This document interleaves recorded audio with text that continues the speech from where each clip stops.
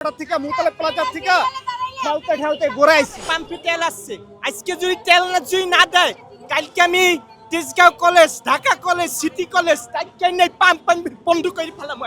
এখন যদি তেল না দেয় আমার এখানে বসে থাকতে হবে। আমরা দুপুর 12টা থেকে বসে রয়েছি এই জায়গায় তেলের জন্য। যদি মজুদ থেকে থাকে তেলগুলি গেল কার বাসায়?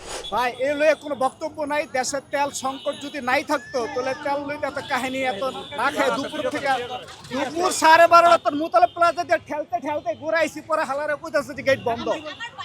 পাম্বালারে যদি বইলা থাকে যে তেল নাই, এই মুহূর্তে সরকারের প্রশাসনের লোক যারা আছে ওনাদেরকে আনাইয়া ওনাদের স্টকটা চেক আপ দেওয়ার জন্য, এই মুহূর্তে স্টকটা চেক আপ দেওয়ার জন্য যে তেল কি আসলে শেষ নাকি ওনারা বিরক্ত বোধ হয়ে পাম্প বন্ধ করে দিচ্ছে। ভাই শাহবাগ ওই যে মেট্রো স্টেশনে হুন্ডার সিরিয়াল দিয়া 3 ঘন্টা সিরিয়াল এই গেটের সামনে আইছে, আসার পর এই পাম্প বন্ধ করে ফেলাইছে।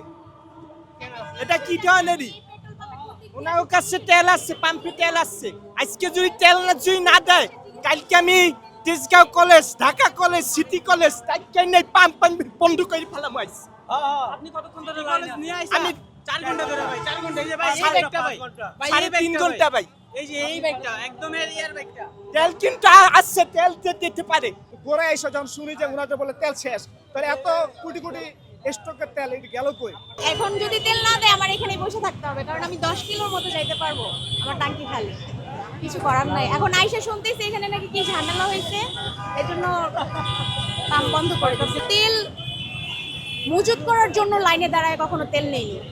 আমার যখন প্রয়োজন হয়েছে আমি তখন তেল নিচ্ছি। আমরা দুপুর 12টা থেকে বসে রয়েছি এই জায়গায় তেলের জন্য।